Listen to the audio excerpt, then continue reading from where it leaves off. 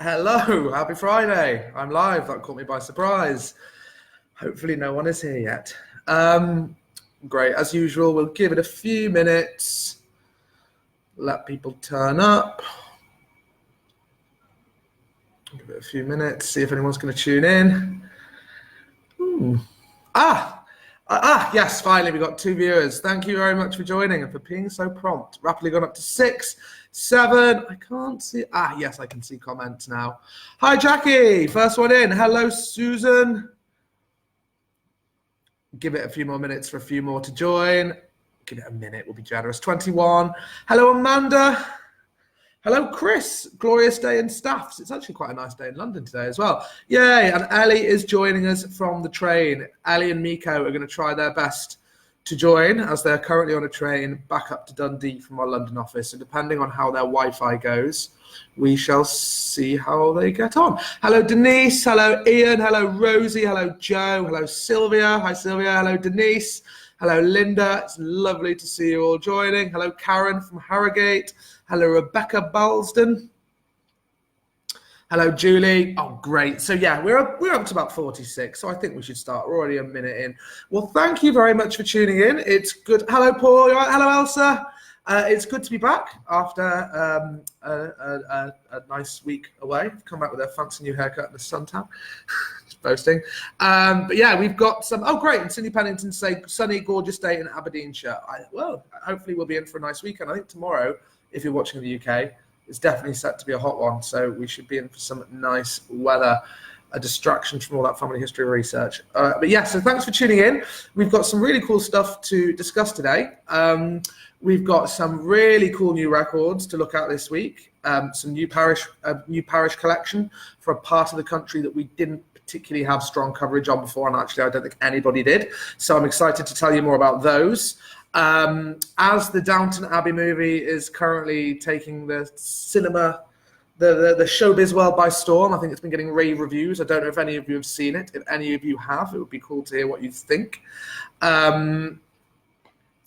I thought we'd take a little look at the real history of Highclere House and maybe have a little bit of a discussion about our ancestors' relationships to the ruling classes, the land, not just the landed gentry, British upper class. That could be when maybe your ancestors were illustrious and you know had some impressive lineage, or whether they worked in domestic service, which. And when I was, so in that spirit, I must add, our question of the week this week, it's something we do every week if you're just tuning in, just to get the comments going. It is, did your ancestors work for or have any connection to the upper class? And at first, when I was writing that question, I thought, this is quite niche. But then I did a little bit of research and I realized it's actually not niche at all, given the fact that working in domestic service was such a vast employer. I think for definitely during the Victorian age, it was arguably Britain's biggest employer. It's fair to assume that most people will have at least one ancestor that worked in domestic service at some point in their lives. And that certainly seems to be the case when you discuss people's family trees with them. Most people do seem to have at least one ancestor who was a domestic servant. And I myself am included in that. I'll tell you a bit more about my ancestry in a second. But the statistic that really shocked me was, so I think the last time the most recent Office of National Statistic figures I was able to get for those working in domestic service was from 2012. So in 2012, they did a big labour force survey and they found roughly 65,000 people in the UK were employed as domestic workers by households rather than companies or businesses. These include things like maids, cooks, waiters, valets, butlers, laundresses, gardeners, gatekeepers, chauffeurs, stable hands, tutors, really kind of the exact same occupations domestic servants were doing back in the late 1800s and early 1900s. But just remember I said, so in 2012, you had around 65,000 people working as domestic servants in the UK. When you contrast that with 1901, so the figures gathered by the 1901 census showed that over 1.5 million people in Britain were employed as servants. And I think the vast majority of those servants would have been live-in, and you'll often see that sometimes written on records. But yeah, so it goes to show that many of us had ancestors that would have worked in domestic service. And conditions for them will have varied wildly. I think, what you see on the likes of Downton Abbey paints quite a rosy picture. I'm sure many domestic servants did enjoy very pleasant conditions, and in some cases were probably even considered members of the family, or maybe even considered themselves members of the family. But what you've got to remember is, prior to the First World War, social mobility was pretty much non-existent for people of this kind of group. If you were a domestic servant, it was quite unusual. It was quite a rare thing for you to be able to educate yourself and reverse your fortunes.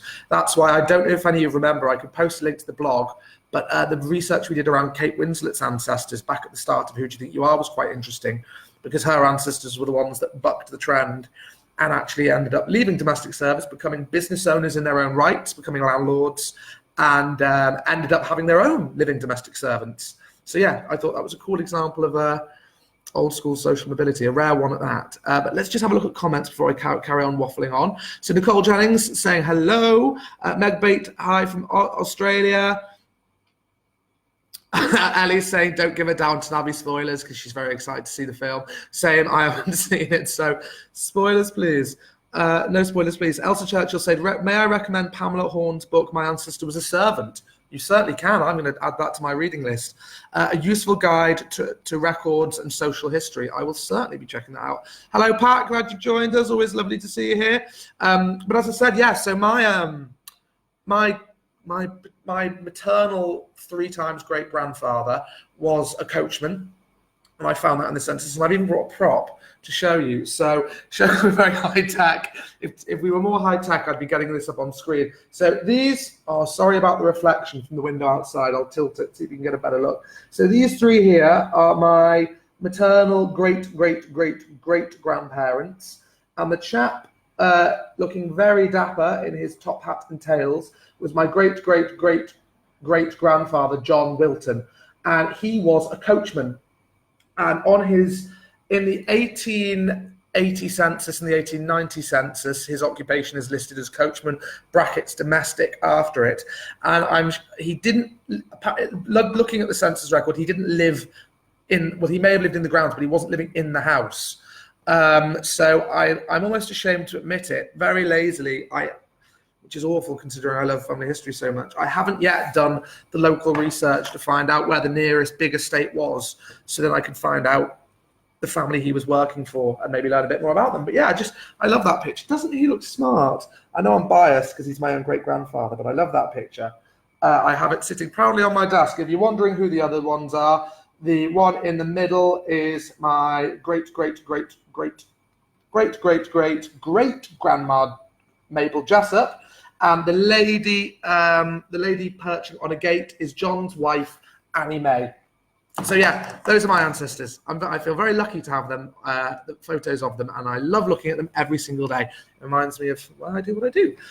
So Julie Gibbons said, my great-grandfather married his nursemaid after his first wife died in childbirth. His daughter went on to be a servant as great-great-grandfather dies in 1907 when she was 1. Wow, that's a good story. My mum was a nursery maid to the Earl of Scarborough's children. That's a cool story, Pat. It was a weird hearing. Oh, sorry, I should say this is Pat Allen saying this. It was a weird hearing that the Earl and Countess of Scarborough announced in the Downton film. Oh, that's cool. So you literally have a connection to the movie. Hi, Sharon. Glad you're here. So Amanda said, recently I've found a connection to the Hipsley family of Ston Easton. Doddington family of Doddington, Hewish. Amanda, my pronunciations are not my strong point, so I'm apologising in advance. Of Doniford, Somerset. Light of Carey Manor, Somerset. Also Warren of Aldbourne. Bucklers of Warminster, etc. Wow, you've got some pretty illustrious ancestors. Fingers crossed that one day an air hunter will knock on your door and say, Amanda, we have a big stately home for you. Yeah, thanks, Elsa. I'm when my grandfather died, because I'm kind of like the only one. All my relatives are interested, but I'm the one that kind of has a passion for it. So when my grandfather died, because he was the family historian for the whole family before me, I made sure that all the family photographs, all the documents, all went to me. So I've got some of them safely in storage, and as many as my wife will allow me to have in my small flat. So I've told her, like, when we get somewhere bigger, it's basically going to be a museum to my family, and she's just going to have to put up with it. We've also had a few responses from people who wrote in earlier telling us about their ancestors' connection to the ruling classes, or not just ruling classes, the upper classes. So Kimberly Thomson, who's another one of our regular viewers, who normally tunes in the very wee small hours in Australia, I believe. She said, they started off in castles and halls. It seems then after the 1600s became landowners and farmers. On my dad's side, I have the Murgatroyds of East Riddleston Hall. And on my mum's side, the Farmingland Castle, Wobley Castle, Alford Hall, etc. I guess that's one of the handy things about these more well-to-do forebears, is they tend to have such fantastic names. Makes searching for them a bit of a joy, doesn't it? Jackie Baker said, my maternal grandparents had a friend who was one of the Queen Mary's footmen, but claim him genetically. I think my grandmother worked for the family associated with Jodrell Bank in the nursery. Oh, that's cool. Actually, if any of you have found ancestors in our royal household records, Miko was winding me up today and telling me not to forget to mention the Royal Household Records, just to throw me off. So, Miko, I'm throwing in to mention the Royal Household Records.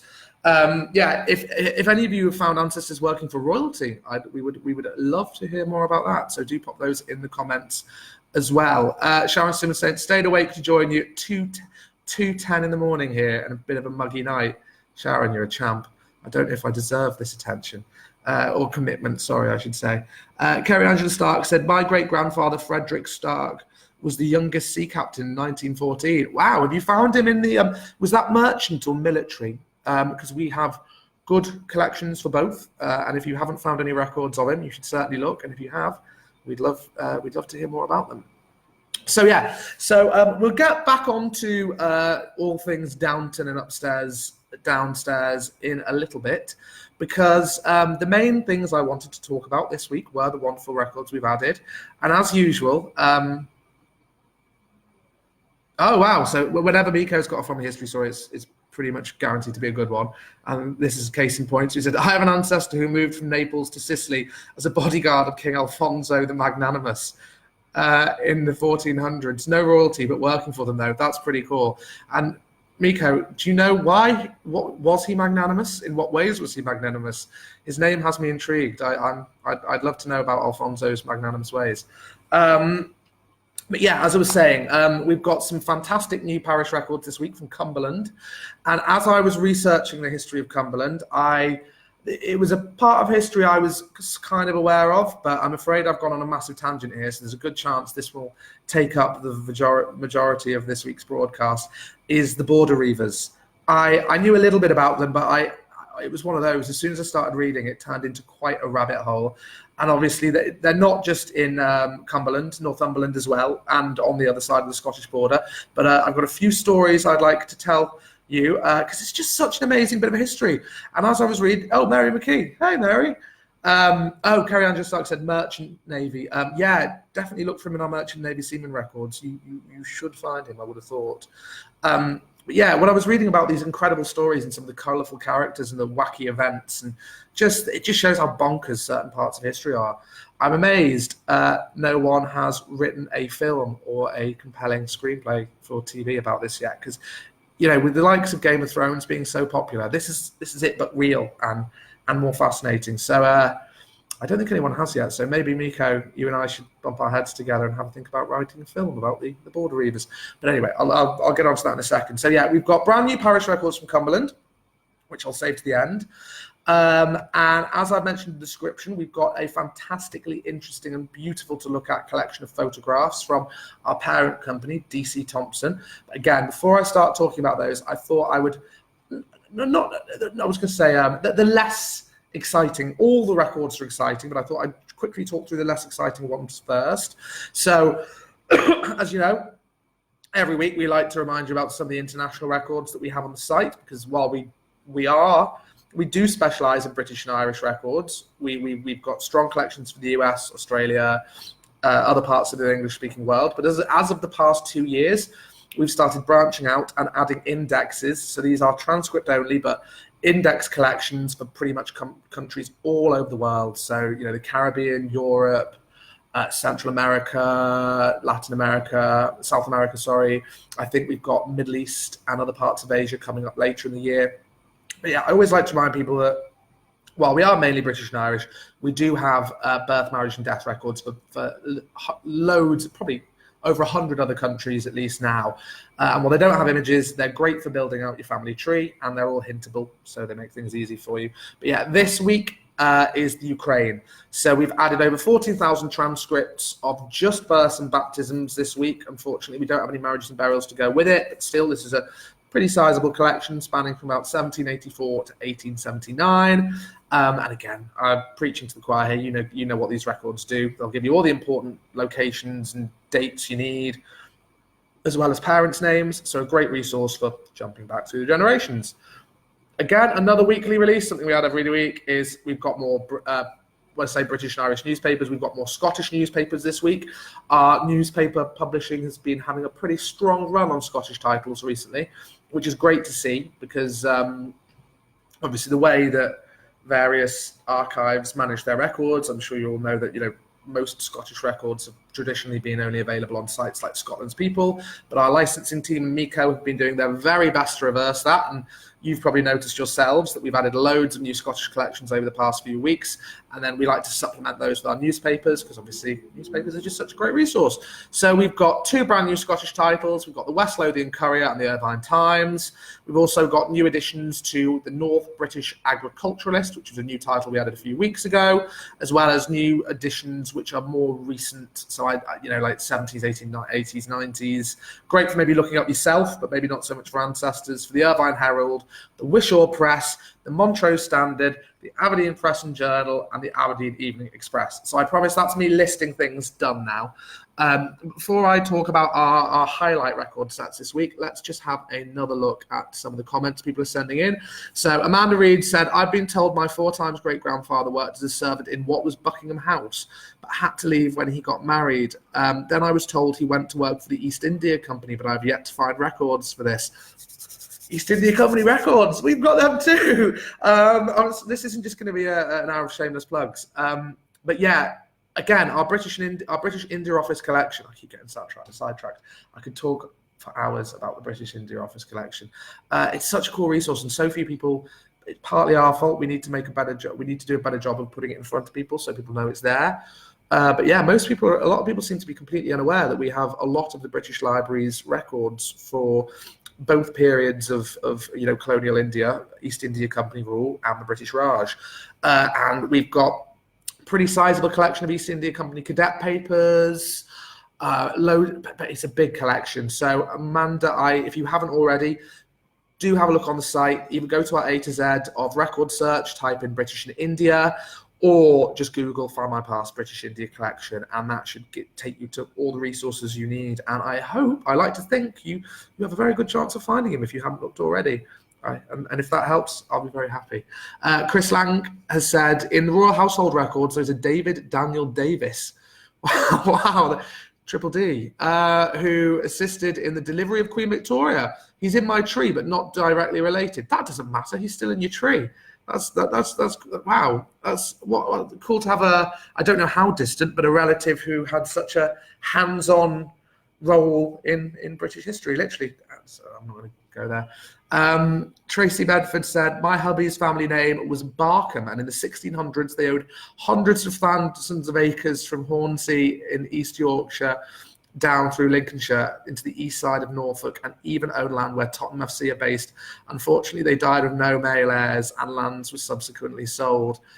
It's one of the sad parts of family history, isn't it? Finding out that your ancestors were absolutely minted and somehow it didn't make it down through the generations. I tell the same story all the time, but yeah, on my dad's side, his great-great-great-great-grandfather was Lord Mayor of Richmond and had like domestic servants, and within 3 generations, a few bouts of severe mental illness and gambling addiction, all gone. But I wouldn't be the person I am today if it was still there, would I? So every cloud, I guess. Is that a positive? Sharon said, I've never watched Game of Thrones, might be the only one in Oz that hasn't. Well, I was a fan of it, so I would recommend. But yeah, wait until I write my TV show about the Scottish and English border Reavers. It's going to knock it out of the park. It seems like a few people are agreeing, actually. Kerry Angela Stark said, struggling to find the birth of my 2 times great-grandfather on my Irish side. Well, you've come to the right place, Kerry.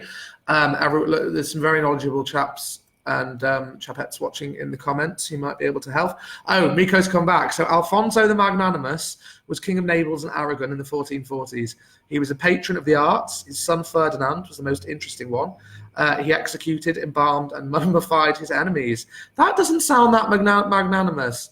And would place them in a museum wearing their clothes from life to show others not to cross him. I bet that worked. He created a full Last Supper, often keeping a gap and reminding them he needed one more to fill it. Wow, I think that was, I think something similar was depicted there was a TV series about the Medici about 2 years ago, and they had a scene in that they might have nicked from, actually, I don't know whether that might have been happening at the same time. Rosie Moll saying, oh, Rosie, you're an absolute star. What lovely people we have here. Volunteering to help Kerry. Amanda saying, I've tried the East India records, no joy. Another family, maybe you could always try the Phibis, Families in British India Society. Might be worth getting in touch with them. The other one as well, I don't know if you ever have the option, Amanda, but if you ever are in London and you have the chance to pop into the British Library, the India Office Room is amazing. It's worth a visit just because of how cool it is. But you can access records on there, microfiche, things like that, and they have experts, so someone there might be able to help. Leslie Norris. So many people with amazing ancestors. I'm going to struggle to get through my Reaver stories. My aunt was a housekeeper to the governess of the Rothschild children. Wow, this old lady lived to well over 100 years old. She was a darling. I used to visit, and she gave me an old Victorian ring that was made with the plaited hair of the children set in gold. The hallmarks were about 1920. Gave me the creeps, but lovely all the same. Yeah, I think that's quite a strong combination, creepy and lovely. I'd say lean more towards the lovely than creepy. Yeah, that's fantastic. And I always love hearing stories about that. You know, my great grandfather died when he was 100, and I think it's amazing when you just the span of time that's covered by those two generations that you're actually able to converse, and it's crazy, isn't it? And Ellie's saying, I have Molyneux ancestors who apparently came over after the conquest to the Lancashire, Cheshire area, but no money trickled down. Well, the conquest was a while ago. But yeah, that's a cool surname. You should have some, I'm sure you've traced that, Ellie. I believe actually there's quite a lot of Molyneux in Canada, which makes sense being a very French sounding name. Nice. Sylvia Valentine reported on the 17th Sept 1881. The family gardener won first prize for growing peaches at Aberdeen Horticultural Show in the Aberdeen Weekly Journal. I think that might have been one that we just updated. That's good. I'm glad to hear it. Anyway, it's nearly 25 past, and I haven't even stuck into all the stuff I wanted to chat through, so I probably should get cracking, really. So yes, what have we got this week? So before I talk about the new parish records, I just wanted to draw your attention to a really lovely collection of records that, as I said before, we got from our parent company, DC Thomson. DC Thomson, I think it's quite fitting, you know, us being a family history company, that they're a historic company. They've been going for a very long time, very established in Dundee, long storied history, a family business as well, still run by the same family. And I think that's quite a nice thing, especially considering we're in the business of families and telling family stories. And DC Thomson, I guess, is still telling their family story with the business. But the collection it's got a bit of a wordy title. So it's Scotland, Forfarshire, Dundee, DC Thomson Staff War Album 1939-1945. But for the sake of brevity, we're just going to call it DC Thomson Staff War Album 1939 to 1945. And if you search that in our A to Z, if you just type in, I mean, I think it'll be our only record set titled DC Thomson. It should come up very, very quickly. But what this is really lovely, and the quality, the image quality is fantastic. And I'm going to post a link for you in a second for one chap in particular that I wanted to highlight. So this is a really vivid collection of portrait images of men and women who were employed with DC Thomson in Dundee, who volunteered to serve during the Second World War. And that wasn't necessarily purely in, you know, serving military. It could be in any capacity. It could be in reserves. It could be as a nurse. It could be as auxiliary. So obviously, you probably know already, but DC Thomson is a very, very long established publishing company. And I guess what we're doing is still publishing records online. And it's best known for its Scottish papers, Evening Telegraph, Dundee Courier, and of course the Dandy. And you can't mention DC Thomson without mentioning Britain's longest running children's comic, one that I'm fairly sure we all read. I actually used to love the Dennis the Menace cartoon, The Beano.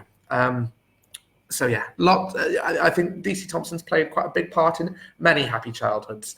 But yeah, so most of the staff depicted in this book were employed at the Meadowside headquarters, which is still in operation today, and many of our colleagues up in our Dundee offices are still based at Meadowside.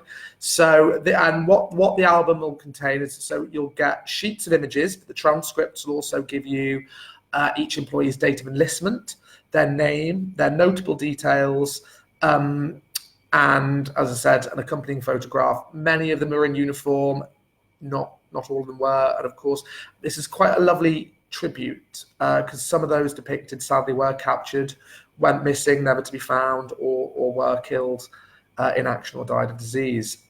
And if your ancestors worked for DC Thomson, it's definitely worth looking for them in here. But even if they didn't, I always think it's important to remember those who it sounds cheesy, but it's true, gave their tomorrow for our today. So I just find it quite a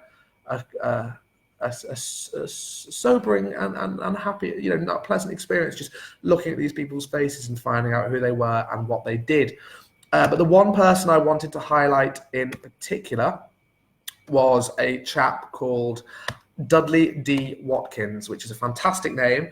But Dudley was responsible for some of DC Thomson's most famous creations, include basically some of the most iconic children's characters in British history, probably. So he's known for his characters in the R. Willie. I wasn't going to try and do that in a Scottish accent. I just wouldn't. It would sound terrible and just wouldn't be a good accent for me to try because I'm rubbish at accents. Best known for R. Willie, The Bruins, another comic strip which actually I'm not that familiar with. His illustrations appeared in the Sunday Post, but of course he was one of the main illustrators for the Beano and the Dandy. Also one's called Beezer and Topper, which I hadn't heard of as well. But if you have a subscription, you can take a look at a photo of him here. So I've just popped a link to Dudley's image. So that is the image there. And if you do open it, Dudley, you can see him being named. He is the one right at the top. So this record shows that Dudley volunteered for the Police War Reserve. So Karen say, love our Willie and Bruins books. Got them every Christmas. Yeah, it's lovely. They played such a big part in so many people's childhood. So you can, if you skim through these, Karen, you'll be able to see the faces of some of the men and women that put those stories together and gave you all those happy times and fun as a child. But yeah, they're really, really lovely records, and just a treat to look at. And I always get excited whenever we get photographic collections or image-rich collection, not just image, photograph-rich collections up on Findmypast, because seeing the faces of our ancestors is a special thing indeed. It's something that everyone wants to do, but can be one of the trickiest parts. And if there's any new set we can add that will make that a little bit easier, all the better. So I've just got a message that I'm just going to check. I'm just making sure. Yes, good. My stream's working. I was panicked for a second, and I thought people were going to say, you've got no sound. But it all seems to be working down. Amanda said, if I ever break down my brick wall, I'll get back to you. Please do. And Karen's still got them now. I think my mum's got a load at home as well, actually. Probably collectible now, actually. No William tonight. No, he must be at work or something. Oh, wow. So Chris Langan with another interesting ancestor. So I have an Emma Cobbledick. That's a fantastic surname. I bet that one's not hard to trace. Who married one of the sons of a vicar of... Oh, no, I've read that all. David, I've read that already. Sorry, Chris. Getting myself confused. But anyway, back to records. So yeah, we've got those lovely World War II photographs from DC Thomson. But the ones that I really was excited to tell you about was our new collection of Cumberland baptisms, marriages, and burials.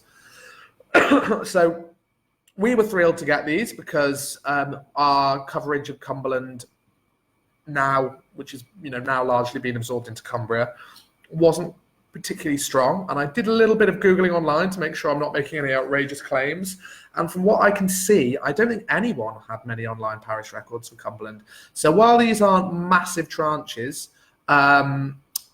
they still should hopefully make a noticeable impact in the research of quite a few people. So we're very, very happy to have them.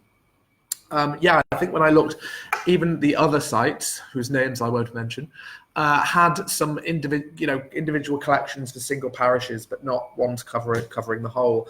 So we've got 76,000 baptisms for Cumberland. And if you want to know the exact parishes, I could read them all. Well, I can actually, there's not many. They cover the parishes of Dacre, Dalston, Great Orton, Holme, Coltram, Kirkoswald, Lumpler, these are not good for my dodgy pronunciations, Lanercost, Millham, Penrith, Skelton, Witcham and Wigton. And I believe the baptisms and the marriages and burials are similar, with a few extra or a few added or some taken out. But yeah, if you want to find out exactly what parishes are covered, you can either go to every search page for each individual collection. Remember, has a parish list. You can click on that. That'll give you the long list of parishes. Or if you go to the Friday's blog, the What's New section of our blog, the post for this week, each one will list the parishes for each one.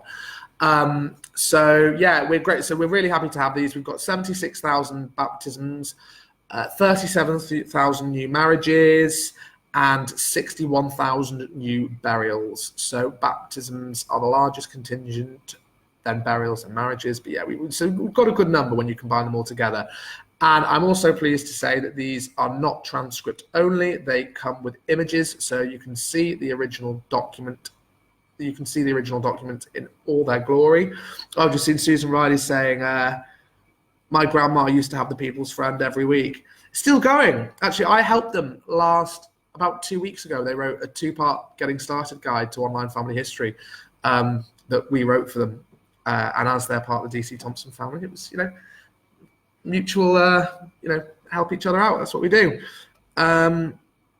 So back to the Cumberland record. So yeah, we images and Nicole just tuned in. There's no such thing as late with these. You can watch them back whenever you want. But thank you for joining, Nicole. Glad you're here. So yeah, images and transcript.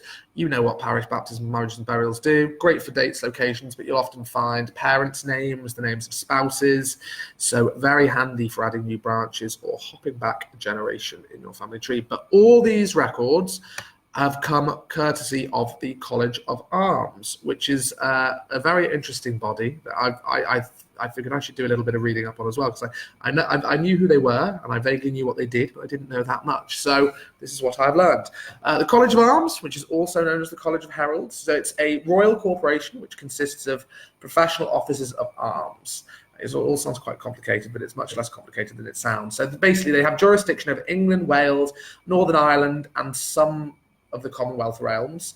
And basically what their job is, they've been appointed by whatever British sovereign is currently on the throne to, as well as appointed, they've also been delegated the authority to act on behalf of the crown in all matters of heraldry. So whether that's the granting of new coats of arms, genealogical research, the recording of pedigrees. I guess it's maybe a bit cheeky to say, but they're probably the oldest family history society definitely in the United Kingdom. So as well as the recording of pedigrees, genealogical research, coats of arms and stuff, they have other responsibilities, such as they're responsible for matters relating to the flying of flags on land. They also maintain the official registers of flags, and they also have responsibility for official ceremonies and things like that. So yeah, fascinating history. Far too long for me to delve into in depth here, but they've been going. Sorry, I'm just going to sip of water because I'm a little thirsty. So they were founded by Royal Charter all the way back in 1484 by King Richard III, and they're one of the few remaining official heraldic authorities still in existence in Europe, which I think is pretty cool and something to be proud of.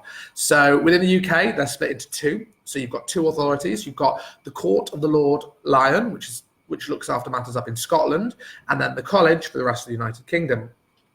And the college has basically its home is in the City of London, and it's been at its present location on Queen Victoria Street since 1555, which is also pretty cool. And it's something I've decided I'm going to have to pop along and take a look, because I've never actually been, and I'm wondering, I don't know if they allow walk-ins. I hope they do.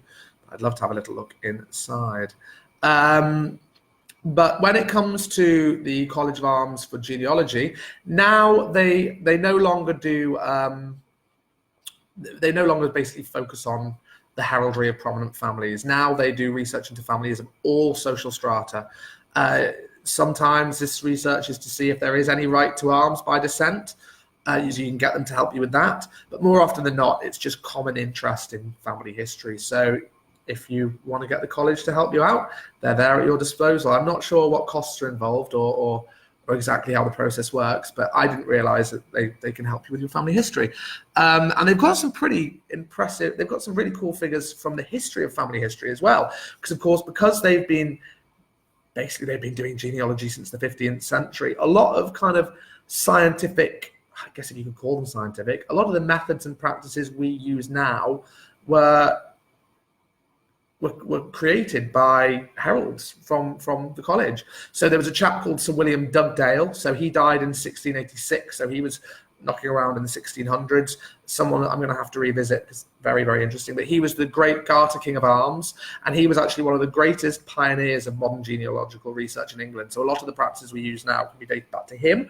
You've also got a chap called Ralph Bigland, who died in 1784. So he was also Garter King of Arms, and he led the way in developing studies of families that were not of landowning or gentry status, which was pretty revolutionary back then. He held the belief that genealogy was interesting in its own right and shouldn't be done purely for the aims of, claiming status. And I think we can all agree. So yeah, Ralph Bigland, what a guy. Definitely going to have to look more at him in the future. So yeah, the College of Arms, a very, very interesting body, and one that I want to learn more about and maybe pop in a visit. Crispy Bacon. It's a great name, Chris, if it is your name. Crispy Bacon. I feel really nude now. If Crispy Bacon is your real name, I do apologise. It's still a great name. So my grandfather was a gardener for a rich family, but he always used to say, if money doesn't grow on trees, why do bags have branches? I like that, Crispy Bacon. Chris Lang, my mum used to have it. People's Friend. Yeah, still going strong. So if you fancy reading them or getting a subscription, they're still in operation, and they print useful articles like how to start your family history online. Not that you guys need that. Julie Gibbons said, I have a family that came to Cumberland from Bavaria. Oh, wow. Because their name was Stutt, all the male grandchildren used their mother's maiden name, Lyon, because of World War I. Yeah, makes things tricky, but it was a common practice, wasn't it? Jane Barton, delighted to see this release of Cumberland Records. Well, I'm delighted you're delighted. My entire paternal family is from Cumbria. We would love to see Bolton Gate, Westward, and Coldbrook parishes. Well, while I can't say for certain what will be coming up in the immediate future, I'm sure, as you will see, we're constantly updating our collections, as well as adding new ones. I'd say we probably do more updates. At the moment, we're probably adding more to existing collections than we are adding brand new records. So it's certainly within the realms of possibility that you will see new additions to these Cumberland records in the not too distant future. Crispy Bacon, if you're looking for lost relatives, the best way to find them actually is to come into money or land and titles. They will get straight in touch. Yeah, I'm sure they will. Unfortunately, none of that's happened to me yet. One can dream. Pat Allen sort of beat me to it. The Borderers was a TV series in the 60s and 70s starring Michael Gambon. Guess what it was about? I'm going to be I love Michael Gambon. I'm going to be checking that out, Pat. Maybe it could give me inspiration for my own screenplay. And you've reminded me nicely, time to talk about the Reavers, because I'm going to try my best to get through this in 20 minutes, because as I said before, I really did go off on a tangent with this, and I found it so fascinating. So I was going to start off by doing Anya's here. She says, I'm so sorry missing again, just been to register house. Oh, cool. So on the ground family history. Going to take me weeks to add all the new info to my tree. Have a wonderful weekend, everyone. Well, you can tell us all about it next week, Anya. That sounds like you've had a very productive day. So I was going to start off and talk about the history of Cumberland, but the Reavers are much more interesting, so I'm going to skip that. But as you probably all know, Cumberland now forms part of Cumbria. Cumberland as a kind of government region, I guess, doesn't really exist anymore. But the first term, actually, I will do a little bit of a history lesson, because it's the fact that possession of parts of Cumberland ping-ponging back between Scotland and England kind of sets the tone for the landscape in which the Reavers were operating. So the first mention you get of Cumberland appears in 1945 in an Anglo-Saxon chronicle. And the reason I mention that is the reason it was mentioned, which is the first time it was mentioned, was because it was being ceded to Malcolm I, King of Scotland, by Edmund, King of England. And this was kind of the first volley in a kind of intercentury game of ping pong, as it kind of hopped back between the possession of Scotland and England. So by the time the Domesday Book was written in around 1086, most of the future county remained part of Scotland, although some villages, there was an ancient district called Milliam, I believe, or Millum, not Milliam, that's a number, Millum, which were the possessions of the Earl of Northumbria.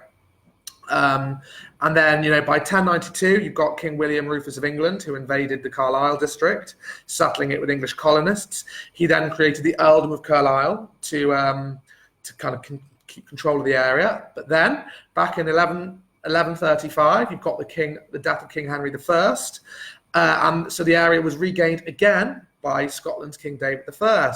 So he was, just like King William Rufus attempted to consolidate his power, King David was actually able to consolidate his power and made Carlisle one of his chief seats of government. So, and he was largely helped by the fact that at the time England was descended into a rather lengthy and very nasty civil war. So by 1157, see, this really is ping pong. England resumed possession of the area from Malcolm IV again. So England took it back and formed two new counties from the former earldom, Westmoreland and Carlisle. Again, that's probably a very dodgy pronunciation, but that's how it was written. So, because this had lots of lead and silver mining in the area, which was very important economically, so it was important to keep control of the area. And then by 1157, the county of Carlisle, which was then known as Cumberland, and the border between England and Scotland was made permanent by the Treaty of York in 1237. So there you go. So even before the border was made permanent, you had lots of backwards and forwards. But the reason the Reavers were able to come into existence was that whole area has a real history of violence. Northumberland and Cumberland were very, very violent places, very lawless, very wild, very dangerous places for large parts of their history. I mean, the history of both regions was pretty much dominated entirely by the many Anglo-Scottish wars that happened during the later Middle Ages, and then all the way up into the early modern period. And then, this was even going on after the Border Reavers had gone. So, there was 3 sieges fought at Carlisle between England and Scotland. There was at least 3 sieges fought at Carlisle between England and Scotland, and then there were 2 further sieges during the Jacobite Risings, which happened kind of a little bit after the Reavers had gone. Oh, no, had it? No, I think the Reavers were still around. I might be wrong there. But anyway, who were the Reavers? So the Reavers were basically lawless families, clans, whatever you want to call them, that inhabited the Anglo-Scottish border, and they were operating right from the start of the 13th century all the way up to the beginning of the 17th century. So their heyday, when things got really hairy and really violent, I mean, a lot of people lost their lives to these border conflicts, was the last 100 years of their existence. That's when they really kicked up their activity, because during that time you had the House of Stuart in the Kingdom of Scotland and the House of Tudor in the Kingdom of England, and during this time there was lots of raiding on both sides. Their ranks consisted, it wasn't necessarily a Scottish or an English thing. There were big clans on either side of the border. Raids were conducted into both Scotland and both England, and apparently these Border Reavers, their loyalty was first to their clan or their family, not to a country. So they tended to pay little regard to their victims' nationality. The thing they did pay regard to is whether their victims had wealthy protectors and benefactors who could muster up forces to come and get their possessions back and inflict a bit of damage. So so they kind of really were a law unto themselves. But if you're wondering what a reave is, so a reave is a noun meaning raid, and it comes from the Middle English Scots reefen, and it basically means plunder, rob. So, sorry, I thought someone was trying to bust into my studio then. they were, and they got scared and they ran away. So yeah, it's basically Old English for robbers, plunderers, pillagers. So yeah, during these constant border wars, the livelihood of the people living in these areas was completely devastated. You know, the contending armies would take what they needed to keep themselves fed. You know, they destroyed things in their wake. It wasn't a pleasant way to live if you were at the mercy of these armies constantly marching back and forth. But even when the countries were not formally at war, tension in the areas remained very, very high, and royal authority from either kingdoms was often particularly weak, and it was very, because you know these were very remote locations, long way from London, long way from the Scottish court. So the difficulty and uncertainties of these times meant that, you know, like, basic human survival was not easy. Counting on tomorrow was not something you could take for granted. So people ended up turning to their kin, to their family, seek security through group strength and cunning rather than looking to the king to ride in and save them. And in fact, looking to the king or central authority to keep you safe would often mark you out as a victim and make you a soft target. So, you know, getting in with your group and, you know, forming a formidable faction was one of the best things you could do to keep you, your family, and your possessions safe. So you can understand the logic behind, you know, swearing loyalty to your clan over a feeble or distant monarch who's probably doesn't really care for your individual wants, needs, or safety, and isn't going to do much if you're in desperate need. There were other factors that played into this. You've also got to remember that the terrain up there is pretty harsh. It's quite wild, rugged country. Didn't lend itself particularly well to agriculture at the time, so scrabbling a living off the land was not all so easy. But what also made it more difficult was the area had an outdated system of inheritance, which was called gavelkind, and that meant that when the owner of an estate died, instead of going to the oldest male heir, the estate would be equally divided between all the men's sons. It was considered more fair, but this also meant that not many people inherited sufficient enough land to make a living off. And the land they got, as I said before, wasn't particularly suitable for farming or grazing livestock. So obviously people turned to other means to make their money, and the nature of the terrain and the fact that many people were grazing livestock meant that rustling cattle was a fantastic way of doing it. And also what made matters worse was that the attitudes of the Scottish and the English governments towards these border families, some historians have said it was, you know, described it as indulgence. Some historians have even said there was active encouragement, because if you think about it, these ferocious families that, you know, had pretty sizable fighting forces and weren't scared to get involved in a scrap, they acted as pretty effective buffers. So if anyone was going to march up and cross your border and, you know, attack your heartland, wouldn't you want the first people they encountered to be an angry bunch of wilderness living desperados who are armed to the teeth? You would, wouldn't you? So for that reason, the governments weren't incredibly quick to punish them, and a lot of the time kind of left them to get on with their own devices. But that did change. I'll get to that in a second. So as I said, the raids were pretty indiscriminate. They didn't really care who the victims were, as long as they had no connection to their own kin or protected by someone very wealthy and powerful. But some of these raids extended very far north and south.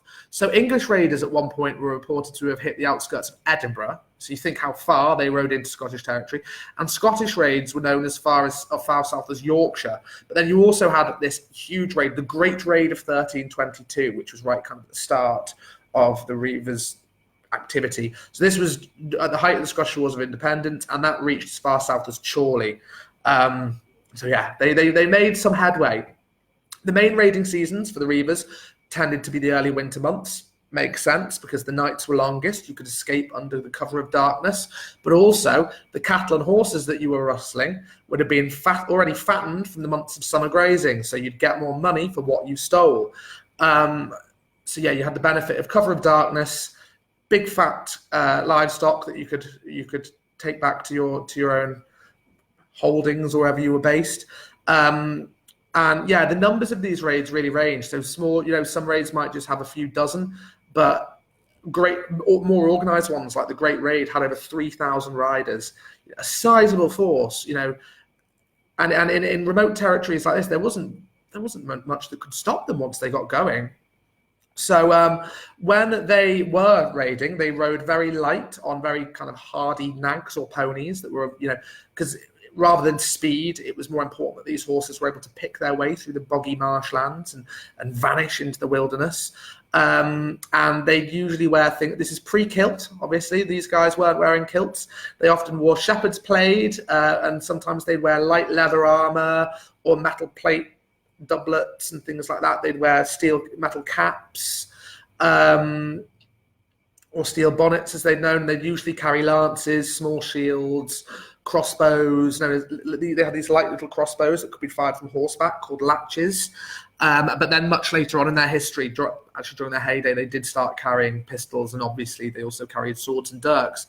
So as you can see, they really were armed to the teeth, and they were such effective fighters. They were often used as mercenary soldiers, and there's some great reports of their effectiveness as mercenaries, because while they were real tough guys and they excellent cavalrymen, they were recognized almost internationally. People in Europe knew how effective they were as light cavalry units, because they fought in the Low Countries, they fought in Ireland. Obviously they fought a lot in English and Scottish armies when they were facing off against others. I love that there's a quote from Elizabeth I, who apparently met a Reaver once. I think his name was the Bold Buckler. Again, my pronunciations. But apparently she's quoted as saying, "With 10,000 such men, James IV could shake any throne in Europe." So that shows just how highly she thought of their fighting abilities. But while they were really tough and fierce, they were notoriously difficult to control. And there's some great stories. Apparently they were in the habit of plundering their own camps. Not their own camps, but the camps of the soldiers they were fighting alongside. They were also known to switch sides depending on who was winning the battle. And I guess their Scottish and English identities were very mingled. As I said, their family and clan came first. They didn't view themselves necessarily as Scottish or English, because even though there were laws against international marriage between the two countries at that time, the border was so lawless it was impossible to enforce. So many of the Scottish and English families were intermarried and kind of had alliances, and it's all, as I say, very Game of Thronesy. So to summarize, as warriors, they were pretty much loyal to no nation, and their commitment was always in doubt. If you could get them to do what they were meant to, they were highly effective. So, for example, there was a battle called Ancram Moor in Scotland in 1544, and the borders changed side mid-favour the borders changed side mid-combat because they realised which side was winning. But my favourite story is at the Battle of Pinkie Clough. I think that's how you pronounce it, which was in 1547. There was an English observer called William Patten, and I love this. In the midst of the fighting, he wrote in his journal that he noticed that the English and Scottish borders that were flat borderers, the Reavers, so the Scots had their own Reavers and the English had their own unit of Reavers, and they met in the middle. And he noticed that instead of fighting, they were chatting to each other and shaking hands and being like, "Oh, great to see you." But once they realised they'd been spotted, apparently they put on a very spirited show of combat. It was all for show, and suffered very light casualties, unsurprisingly. But there you go. But the marks, while the Reavers may be gone, they left a mark on the landscape, and these will be some of the amazing fortified homes that you will see dotted all over Cumberland and Northumberland. My cousin got married in Northumberland a couple of years ago, and when we were driving through the countryside, I'd heard about these. I just couldn't believe how many there were. They were everywhere. They were. You'd see when we were driving through the countryside, you'd see them like every 10, 15 minutes. So because of course people were at the mercy of these Reavers. Many people living in the borders built these big fortified houses, and there were two kinds. So you had one which was called a bastile house, and this is the really famous one, which was a big stout 2-story building, normally a circular, like tower shaped. So the lower floor was where you could bring in all your livestock and horses if the Reavers were coming, and the upper story would house the people. And this could often only be reached by an external ladder, which would be pulled up at night, or if you thought the Reavers were coming. And they were built with really big, thick stone walls, which is why so many of them are still standing today, because I think generally the walls were up to like 3 feet thick, which is just about, I think, that's like not far off a meter, I think, isn't it? Is it not far off a meter? Big. So anyway, big thick roof, big thick walls. They'd also do the roofs with slate and stone. So obviously you couldn't set it on fire, and they'd only they had very narrow arrow slits for light and ventilation. So this meant they were basically impossible to assault. You couldn't set them on fire. The only way you could get people outside was by lighting, like setting fire to turf and smoking the defenders out. But that, or scaling ladders to reach the roof. But obviously, because these were normally agricultural small holdings, it wasn't worth the Reavers' time. So having taken these measures, they'd normally just go past you. The other ones that are famous are peel towers. So these were a bit larger. These were 3-story buildings. And again, these were constructed but for defensive purposes. But unlike Bastille houses, these were, I think, pretty much exclusively constructed by the authorities or for prestigious individuals such as the head of clans. So there's a famous one called Smailholm Tower, and that's one of the many surviving ones. I don't know where exactly it is, but I'm guessing it's in Smailholm.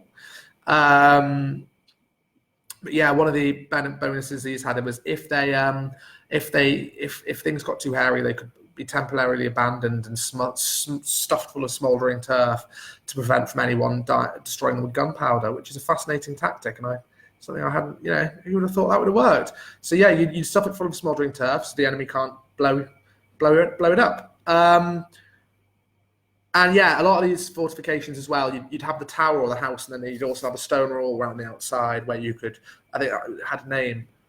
What do my notes say? So I've forgotten. It was called a barmkin. That was it, a barmkin.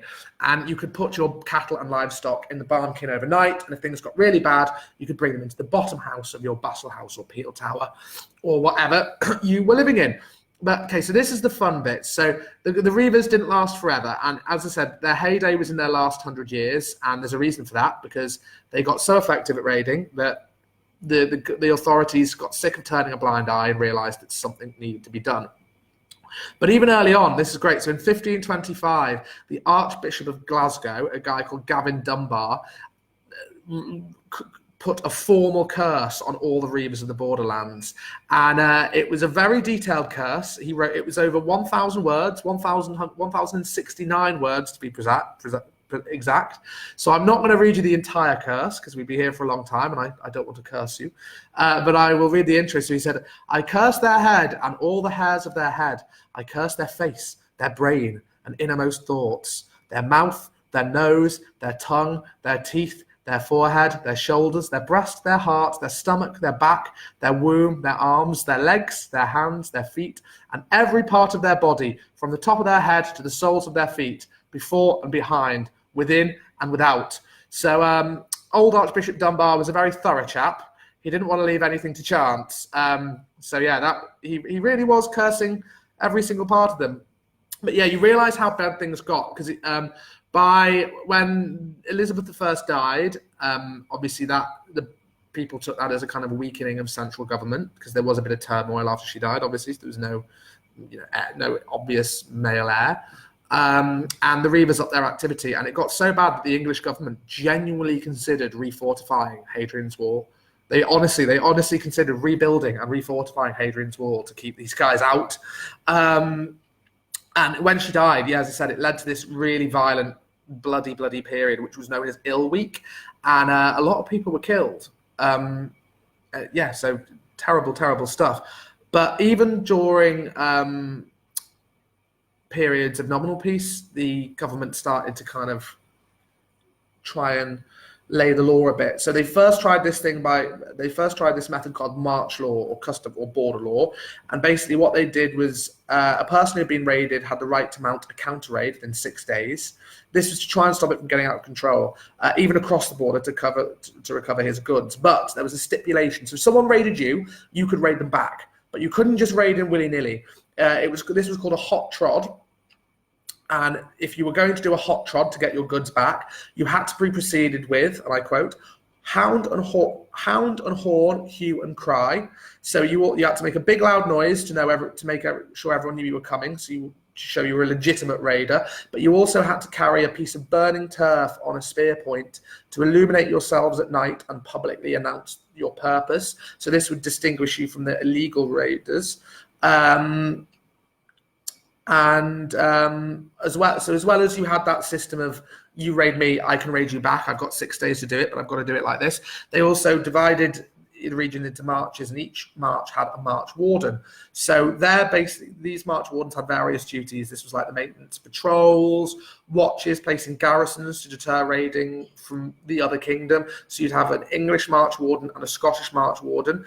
And a big part of their job as well was maintaining equity of justice between both sides. They didn't want one side feeling more hard done by than the other. And this is another thing I find lovely, that so once a year, or not once a year, at appointed times, the warders from Scotland and England would meet at the border, and these were called days of truce. And people basically used these, the raiders themselves used these as an excuse for a big old party, and they were basically like massive fairs.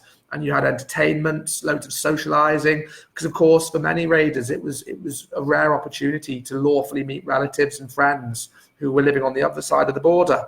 But given the type of people that these tough nuts were, it wasn't unusual for severe violence to break out at truce days once a little bit too much alcohol had been imbibed. But eventually, the government realised that these march wardens weren't really doing much. They were rarely effective. They were usually borderers themselves. They were usually related to the families that were doing it. They were often incredibly corrupt and pretty much always showed favour to their own kin, which led to jealousy, revenge attacks, murders.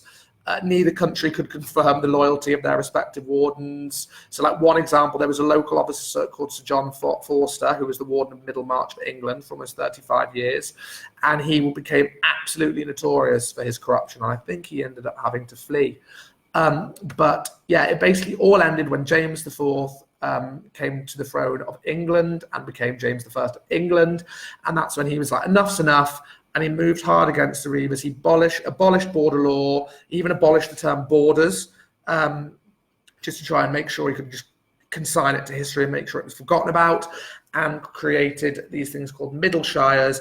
And then very severe justice was dealt out to any Reavers that were caught. And in fact, you will see evidence and records and stories of Reavers being killed, captured and executed.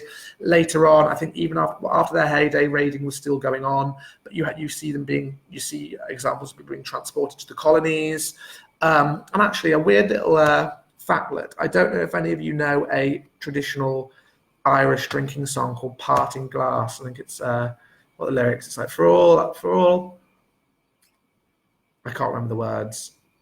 I spent it in good company. For all I've done, for want of wit, to memory I cannot recall. Good night and joy be with you all. Anyway, I don't know what I'm trying to remember the lyrics.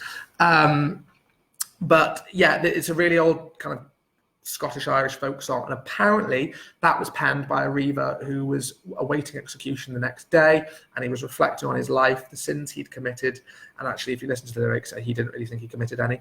But yeah, just a historical little aside. And Pat Allen has said, Moffat is a good old Reaver name, and Pat, you've just segued very nicely into my final bit.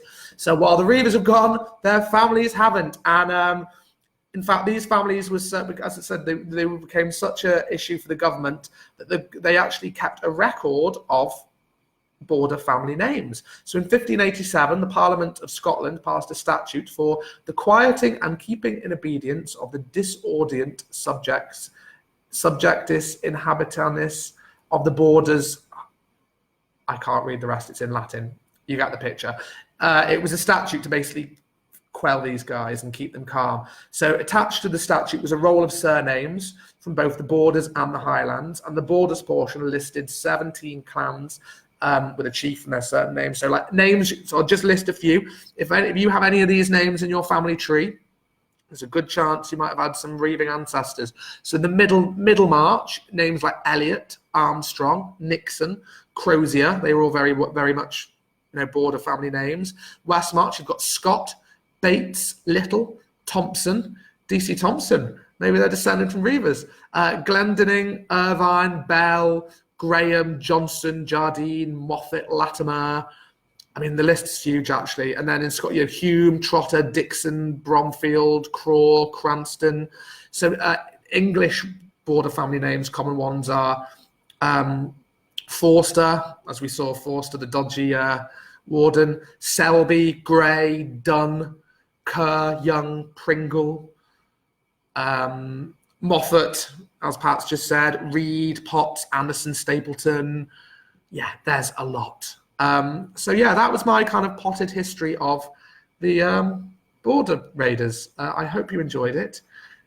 I certainly enjoyed pulling it out. It was great fun. Before I go, I'll have a quick look at some comments. So, Carl Watson's joined. Hey, Carl. Carl's my old boss. Hello. Denise McKnight said, same inheritance system still in force in Switzerland today, but female descendants are included. Oh, is that the one where it's split equally amongst all the children regardless of the... I see. And Rosie Moore said, mention of cattle rustling reminds me of this book, The Seventh Swan, by Nicholas Stewart Gray. I'm always looking for new things to add to my reading list, so I'll check that out. Background, she's even put a synopsis. The background of this tale of adventure is 16th century Scotland in the Highlands of the clan feuds and cattle reaving days, and it has sinister undertones of witchcraft and sorcery. One of the main characters was an outcast from his clan for inadvertently leading Reavers to his clan's cattle. That sounds good, Rosie. I'm going to be adding that to my list. Great. So it's... I'm glad you enjoyed it, Denise. Thank you very much. Thank you, Julie. Yeah, it's 6:06, so I should really go home. But yeah, thank you for tuning in as always. Have a wonderful, wonderful weekend. It's good to be back after a break. And yeah, thanks for listening to me waffle on. And I will see you again next week. Enjoy our new records. Happy ancestor hunting. And I will see you again soon. Bye-bye.